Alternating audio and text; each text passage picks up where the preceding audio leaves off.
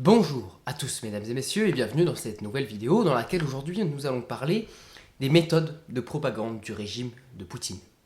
Mais pour comprendre qu'est-ce que le régime de Poutine aujourd'hui, il faut remonter aux traces, au début de l'histoire de la Russie. La Russie est un empire sous le joug d'un tsar jusqu'en 1917. Les révolutions bolcheviques chassent le dernier tsar de Russie, Nicolas II. À la place, c'est une république qui est instaurée par les révolutionnaires russes. Il se trouve que les bolcheviks n'instaurent pas une république démocratique, mais une république bolchevique. C'est la première fois que des communistes sont au pouvoir, et ils vont le rester très longtemps. En 1922, il y a la création de l'Union des républiques soviétiques socialistes, autrement appelée URSS. À sa tête, Léon Trotsky. En 1940, il décède et c'est un certain Joseph Staline, le petit père des peuples, qui lui succède. L'Union des républiques socialistes soviétiques restera, et jusqu'à sa chute, en opposition totale avec l'Occident et les idées progressistes des États-Unis. Comme dans tout régime autoritaire, il y a une utilisation massive de la propagande. C'est l'introduction d'un régime extrêmement propagandé en Russie. En 1991, il y a la plus grande catastrophe géopolitique du XXe siècle selon Vladimir Poutine, à savoir la chute de l'URSS. La Russie devient la Fédération de Russie, une république en apparence. Boris Eltsine, premier président de la Fédération de Russie, arrive en 1991 au pouvoir. Il est réélu jusqu'en 1999, au 31 décembre 1999, où poussé par la maladie, les oligarques russes l'obligent à démissionner. C'est son vice-président, Vladimir Poutine, qui prendra la relève jusqu'aux prochaines élections. Vladimir Poutine, ancien agent du KGB, a été placé là comme un pantin. Les oligarques russes ont pensé prendre un officier en quête de pouvoir et le placer là et en faire ce qu'ils voulaient.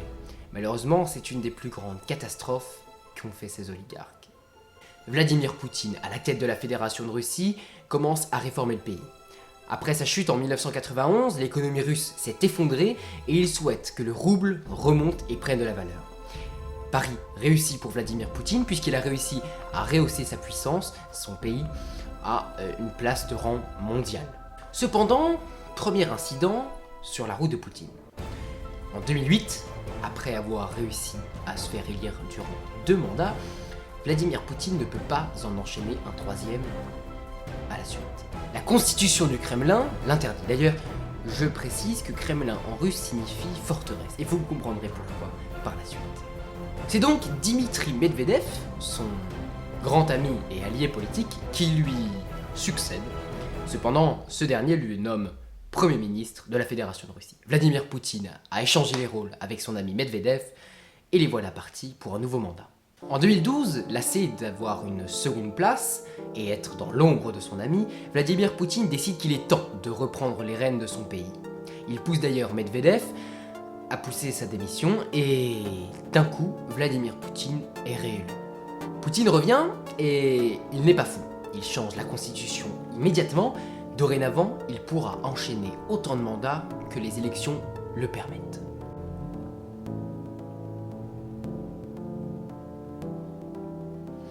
C'est donc depuis mai 2012 que Vladimir Poutine est à la tête de la Fédération de Russie. À chaque réélection, Vladimir Poutine est élu avec un score époustouflant dont la démocratie est douteuse.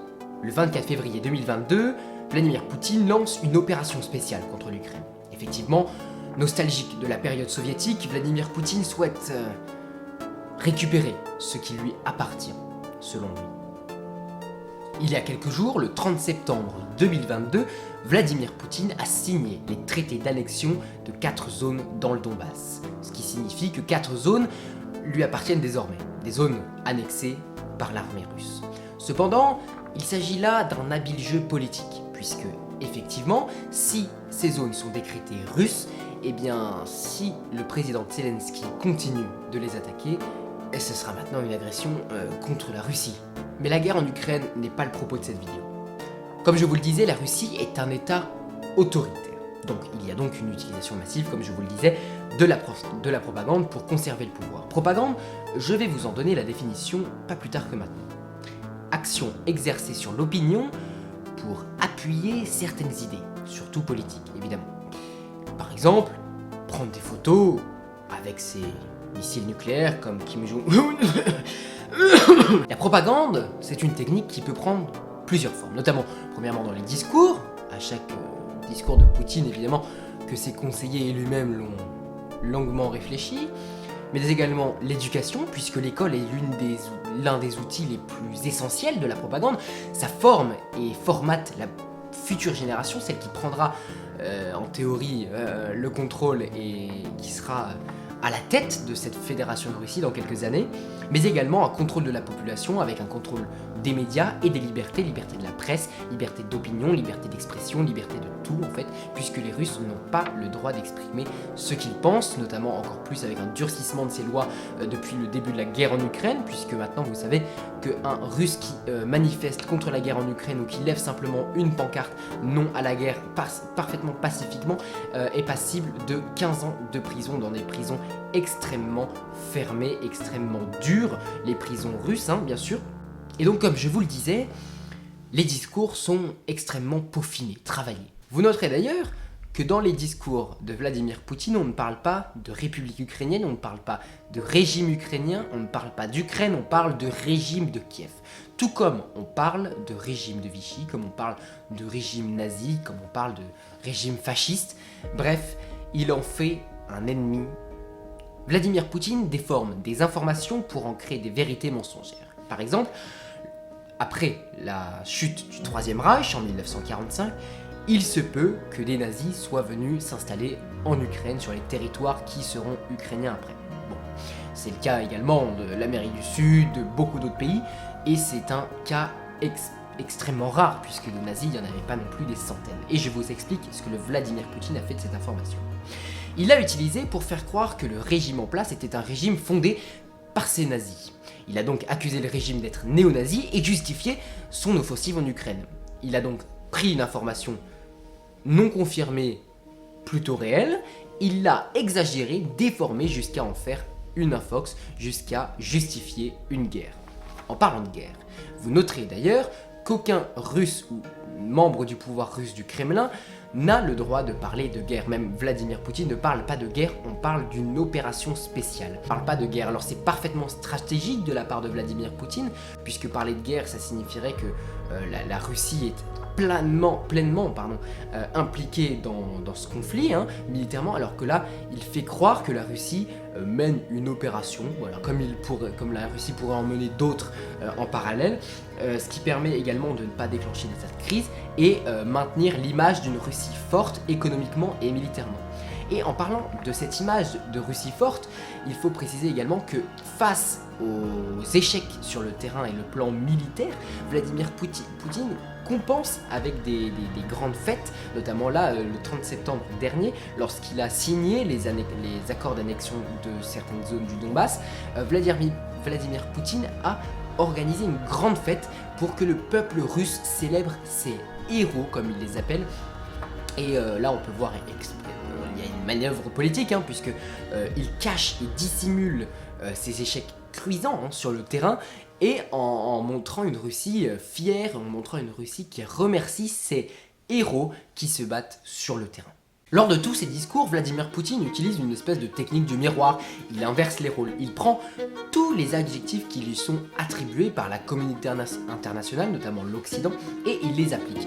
Il cite également Joseph Goebbels, le ministre de la propagande allemande. Il fait un petit peu des techniques à la Goebbels, comme on dit. Et c'est donc avec un contrôle total de ses mots, de ses paroles, de ses gestes que Vladimir Poutine contribue à sa propre propagande, à également un culte de la personnalité qui lui est voué au sein de la Fédération de Russie, puisque énormément de choses sont à son effigie. Il faut savoir également que quelques mois seulement après son élection, sa première élection en 2000, Vladimir Poutine avait déjà 2 chapitres dans le programme scolaire d'histoire russe à son effigie. On ne parle pas de cette jeunesse où il était un petit peu délinquant, on parle d'un homme extrêmement lettré, extrêmement intelligent, qui a fait de grandes études, qui est brillant et qui a toutes les qualités nécessaires pour diriger le grand pays qui est la Russie. On parle évidemment d'un régime de propagande. Bien sûr que les professeurs d'histoire en Russie ne sont pas des vrais professeurs d'histoire, ils sont des outils au service de la propagande Poutine. Pour conclure cette vidéo un petit peu particulière, Poutine est donc un homme qui vit dans le passé, nostalgique de cette époque soviétique, dans laquelle la Russie était le centre de cette union soviétique face aux États-Unis, et il est prêt à tout pour reformer la Russie des tsars. Mesdames et messieurs, j'espère à tous que cette vidéo vous a plu, je vous dis à très bientôt, portez-vous bien, ciao.